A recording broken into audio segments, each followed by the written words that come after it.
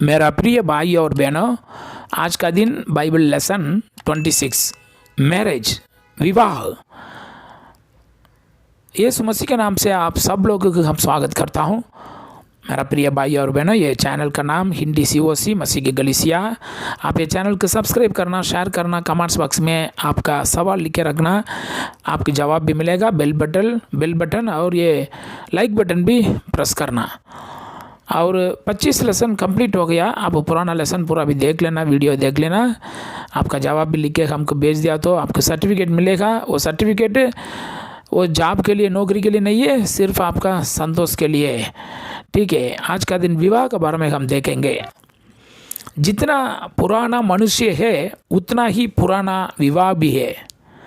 आरंभ से ही परमेश्वर ने कुछ नियम दिए थे जो इस पवित्र रिश्तों के स्थिर रखने में सहायता करेंगे। बाइबल इसके विषय में कहती है, फिर यहोवा परमेश्वर ने कहा, आदम का अकेला रखना अच्छा नहीं, मैं उसके लिए एक ऐसा सहायक बनाऊंगा जो उससे मेल खाए, ऐसा लिखा है। और यहोवा परमेश्वर भूमि में से सब जाति के फनेले पशुए और आकाश के सब बांदी के पक्षियों को रखकर आदम के पास ले आया कि देखे कि वह उनका क्या क्या नाम रखता है। और जिस जिस जीवित प्राणी का जो नाम आदम ने रखा वही उसका नाम हो गया। अतः आदम ने सब जाति के घरेलू पशुओं और आकाश के पक्षियों और सब जाति के फैनेले पशुओं के नाम रखे, परंतु आदम के लिए कोई ऐसा सहायक ना मिला जो उससे मेल खा सके। तब यहोवा परमेश्वर ने आदम को भारी नींद में डाल दिया और जब वह सो गया तब उसने उसकी एक बसली निकालकर उसकी संधि मांस भर दिया। भारी नींद में डाल दिया और जब वह सो गया तब उसने उसकी एक बसली निकालकर उसकी संधि मांस भर दिया। और यहोवा परमेश्वर ने उस बसली को जो उसने आदम में से निकाली थी स्त्री बना दिया और उसको आदम के पास ले गया।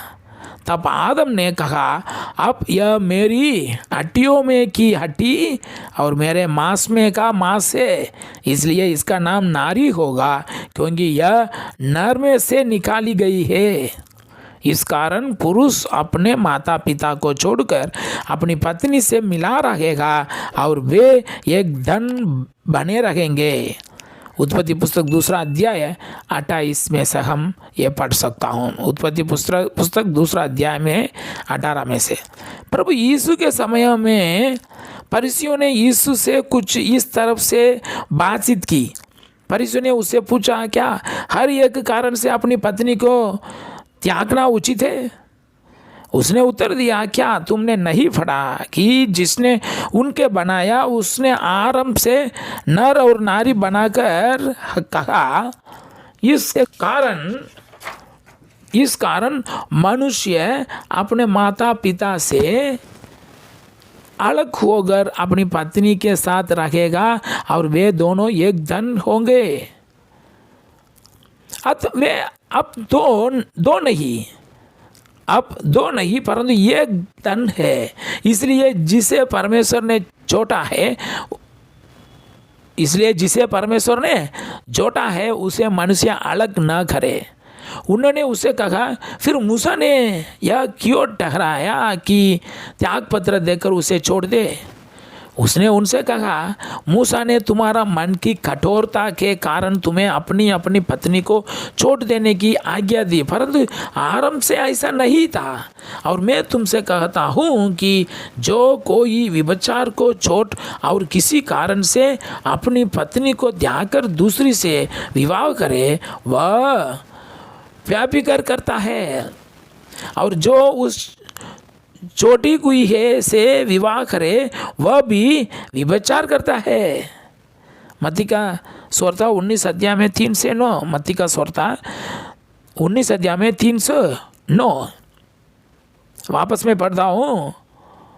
आरंभ से ऐसा नहीं था। और मैं तुमसे कहता हूँ कि जो कोई व्यभिचार को छोड़ और किसी कारण से अपनी पत्नी को त्याग कर दूसरी से विवाह करे वह व्यभिचार करता है, और जो उस छोटी हुई से विवाह करे वह भी व्यभिचार करता है। मत्ती का सुवार्ता 19 अध्याय में 3 से 9। यीशु ने फिर कहा कि यह भी कहा गया था, जो कोई अपनी पत्नी को तलाक देना चाहे तो उसे त्याग पत्र दे, परंतु मैं तुमसे यह कहता हूँ कि जो कोई अपनी पत्नी को व्यभिचार के सिवाय किसी और कारण से तलाक दे तो वह उससे व्यभिचार करवाता है, और जो कोई उस त्यागी हुई से विवाह करे वह भी व्यभिचार करता है। मत्ती का सुवार्ता 5 अध्याय में 31 और 32। ऊपर लिखित बाइबल के पत्तों से हम इन सत्यों को जान सकते हैं। पहला, परमेश्वर ने विवाह की स्थापना की थी। दूसरा, उसने देखा कि पुरुष का अकेले रखना अच्छा नहीं है और उसे एक सहाय की आवश्यकता है। तीसरा, पुरुष अपने माता पिता को छोड़कर अपनी पत्नी के साथ रहेगा। छठा, विवाह के बंधन में बंधकर पति पत्नी एक धन होते हैं। पांचवा, यीशु ने सिखाया था कि आरंभ से परमेश्वर की यह इच्छा थी कि एक पुरुष की एक ही पत्नी तथा एक पत्नी का एक ही पति है। 6 पॉइंट, उसने यह भी सिखाया था कि जिसे परमेश्वर ने छोड़ा है उसे मनुष्य अलग ना करे। उसने यह भी सिखाया था कि जिसे परमेश्वर ने जोड़ा है उसे मनुष्य अलग ना करे। और 7 पॉइंट, उसने उन्हें बताया कि तलाक की परमिशन एक बार गई थी, और वो भी इसलिए क्योंकि उन लोगों के मन कठोर थे, परंतु आरंभ से परमेश्वर की ऐसा इच्छा नहीं थी। उसने तलाक के लिए केवल एक कारण दिया था, और वो है व्यभिचार, अर्थात यदि पति पत्नी में से किसी ने भी व्यभिचार किया है तो उसका शादी उसे तलाक दे सकता है। 9 पॉइंट, यदि कोई तलाक लेकर दोबारा विवाह करता है तथा तलाक का कारण यदि व्यभिचार नहीं है तब वे व्यभिचार करता है तथा उसने ऐसा करके अनुचित किया है।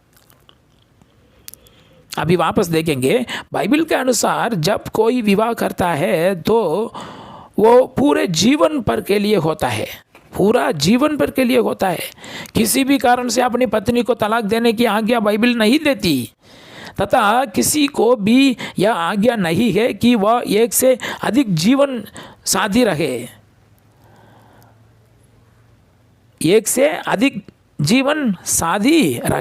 परंतु यदि किसी शादी को यह पता चलता है कि उसके शादी ने दूसरे से संबंध बना लिए है, तब इसके साथ धोखा हुआ है, वह दूसरा विवाह कर सकता हूँ। तथा यदि किसी एक की मृत्यु हो गई है तब उसे यह अधिकार है कि वह दूसरा विवाह कर ले, परंतु इसके अतिरिक्त कोई और कारण नहीं है। यदि कोई दो पत्नियों के साथ रहता है, या कोई स्त्री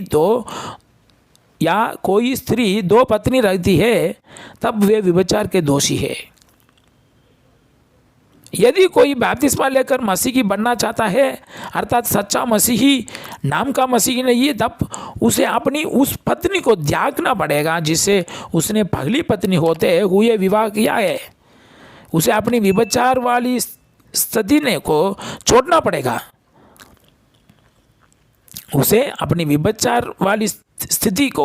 स्त्री को छोड़ना पड़ेगा। यह कठिन है परंतु बहुत आवश्यक है।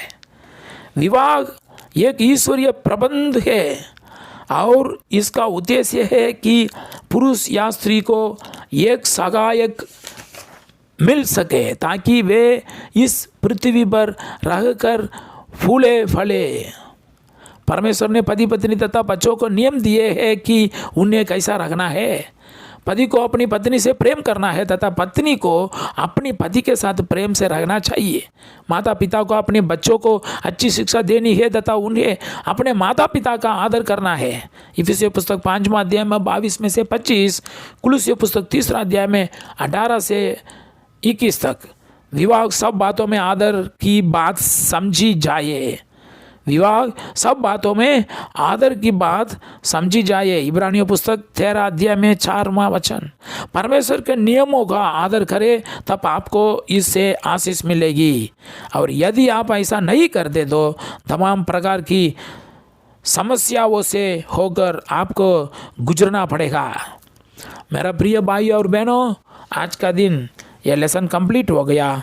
Praise to God in Jesus Christ name, amen.